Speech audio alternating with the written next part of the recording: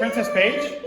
Yes, Mr. Wright. What's going on? What are you doing? I'm singing some Queen. Some Queen? Yeah, because this week we're studying Queen Esther. Oh, Queen Esther. Yeah. Okay, Hey. that sounds fun. I don't think you should be here.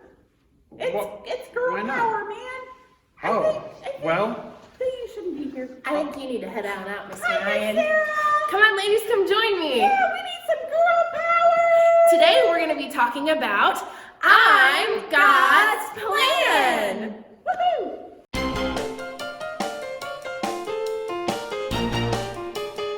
Today's Bible story is about Queen Esther. Queen Esther was God's plan to save his people. Let's check it out. It's time for a Bible story. A long time ago, there was a woman named Esther who lived in the land of Persia. Oh, that's where all those fancy rugs come from, right? Yeah. Those are nice. Little pricey, though. God had an amazing plan for Esther's life. She would be remembered forever as a hero. It's a bird. It's a plane. It's Super Esther. What does she do? Save the planet from a meteor? Nope. Did she rescue 1,000,000 kittens from a tree? No. Did she carry a bomb out of Gotham City on the Batwing so everyone wouldn't blow up, but you're not sure for like 5 minutes if she made it or not? No, that's Batman. Come on. Right. Still gets me every time. Esther did something even more amazing than all of those things, and it sure took a lot of guts to do it. All right, lay it on me. What's the sitch? Well, first of all, Esther and her family were Jewish, which was kind of a big deal back then in Persia. What do you mean? Well, at the time, the Jewish people weren't really liked by the Persians. In fact, they had to live in exile, and they weren't treated very well at all. Yikes, that's no good. Esther was also an orphan, and she lived with her cousin Mordecai, who protected and raised her after her parents died. Sweet beard, bro. Then one day, something happened that would change Esther's life big time.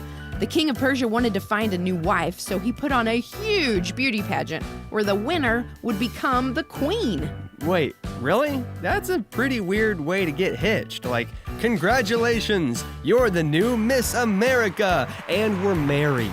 Well, as weird as it may sound, that's what the king wanted to do, so that's what happened. Women from all over the kingdom were there, but there was only one that the king favored. Paula Deen. What? Yeah, think about it. He would eat like a king. Well, I mean, I guess he's already a king, but think about how awesome every meal would be. Breakfast, bacon. Lunch, biscuits and gravy. Dinner, butter bacon biscuits with a side of butter. Come on, Paula Deen wasn't around then. This happened like thousands of years ago. Esther was very beautiful, and God gave her favor in the king's eyes, so just like that, she won the pageant. Wait, so Esther became the queen of Persia? Yeah. Okay, that's cool and all, but didn't you say that Esther was Jewish and that, like, the Persians didn't like Jewish people? That's true, but the king didn't know that Esther was Jewish. She didn't want him to find out because she didn't know what would happen to her. So she kept it a secret and never brought it up.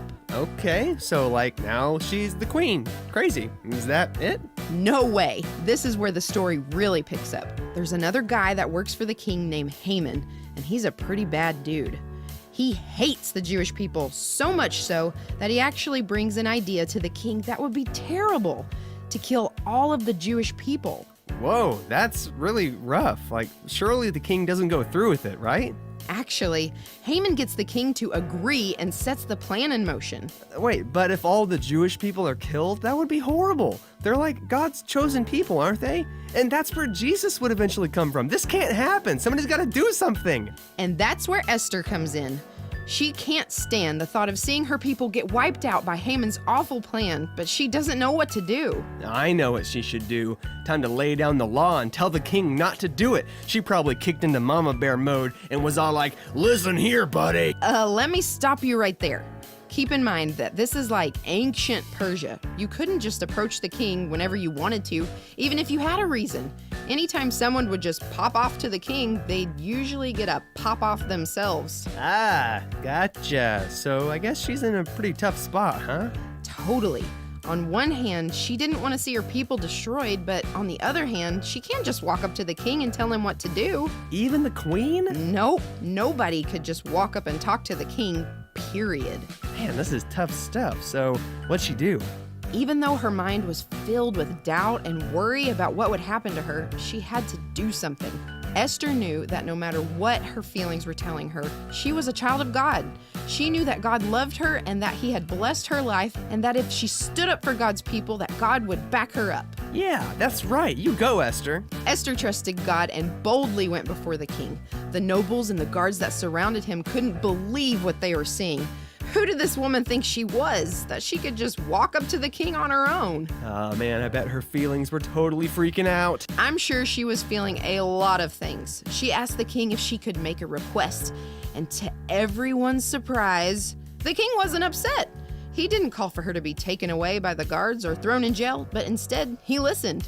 Phew, that was intense. Okay, he's listening. Time to land the plane.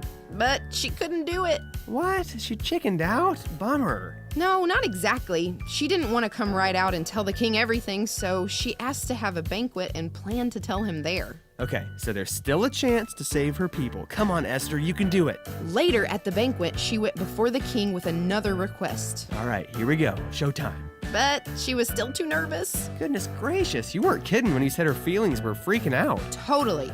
She was feeling all kinds of things, even questioning if the whole thing was a mistake. But her cousin Mordecai encouraged her and reminded her that what God says is more important than her fears and doubts, and he told her something that she would never forget. Esther, you were put here for such a time as this. Yeah, come on, Esther, you got this. Esther had dinner with the king again, and the moment came for her to ask her question. She took a deep breath and she went for it. She pleaded with him not to go through with Haman's plan to kill the Jews. She finally told him that she was Jewish herself, and if Haman's plan goes through, that she would have to die too. Man, Esther is one tough cookie. What happened next? The king was moved by Esther's request and agreed to what she asked. He immediately got rid of Haman and canceled the plan to wipe out the Jewish people. Yeah, you did it, Esther. The king also gave all of Haman's wealth and property to Esther and Mordecai.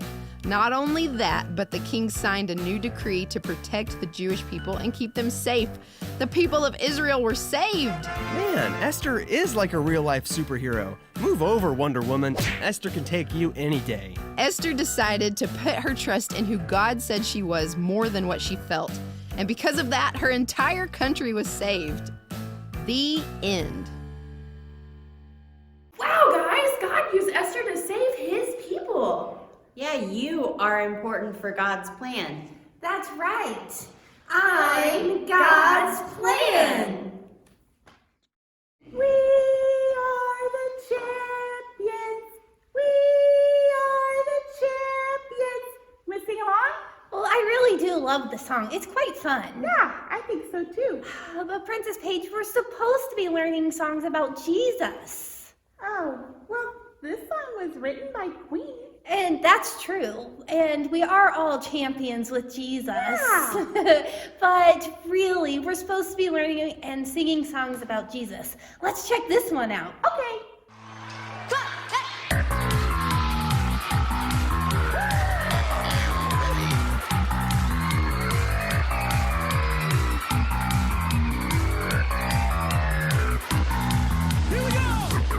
Searching the world, the lost will be found. In freedom we live, is when we cry out. You carried the cross, you died and rose again. My God, I'll only ever give my all.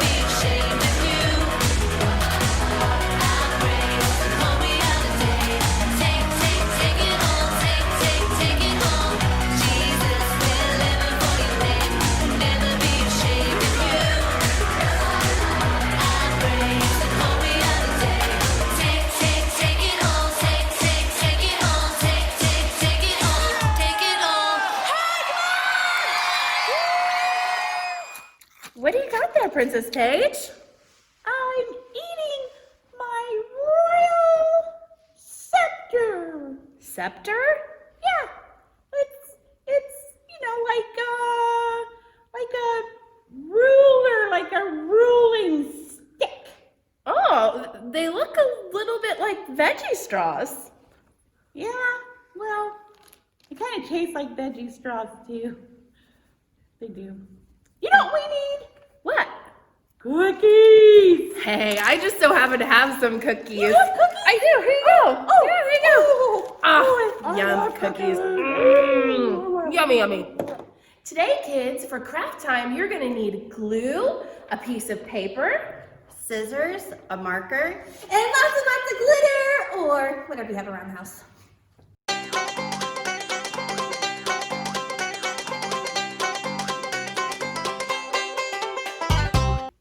Welcome to craft time, everyone. While you're grabbing your supplies, let's remember our phrase today. I'm God's plan. Cool. Today we're going to be making crowns. So first you're going to have to fold your paper in half. Fold it in half. Got it? Good job. Make sure your folded side is to the right. To the right. Then on to the left, start drawing one hill and then another hill. Like this. It's gonna look like my crown. See? Pointy. That And way. then you are going to cut it out. Oh, cut it out. That's my favorite part.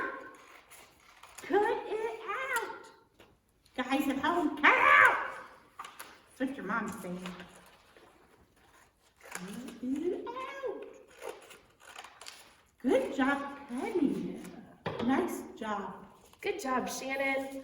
And after you're done cutting it, it's gonna look a little something like this. Yeah, that looks great. And you're gonna take your glue and your glitter. Oh, I'm gonna borrow these scissors. Yeah, and you're gonna start decorating your crown.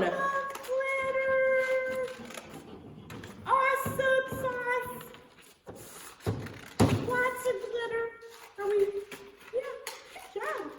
I love glitter. It's beautiful. No. We are all jewels in God's crown. Did you know that? Yeah. Yeah. We are. Ooh, I'm gonna make lots of. You can never have too much glitter! Oh, okay. Oh my. Wow, that's a lot of glitter. That's a lot of glitter. Wow. Remember, kids, I'm God's plan. Look, girls. Look at my precious jewels. Aren't they beautiful? They're so pretty. Oh my goodness, they are just glowing. You know, I'm a princess, so I have to have jewels to make me beautiful. I love how the diamonds sparkle. Aren't they gorgeous? They are really gorgeous, but do you know what's more precious to God than any jewel or gem or stone? No, what? We are, you are, and you are. I'm God's plan. Oh, cool. What you doing, Miss Sarah? I can't figure out this silly puzzle. I love puzzles. Can I help? Please? Oh, that says, I'm God's plan. Remember, kids, God tells us that I'm God's plan. Today's Bible verse. And who knows but that you have come to your royal position for such a time as this? Today was so much fun. Thanks for joining us, kids. And remember, kids, I'm God's plan. Let's head on over to Big Church.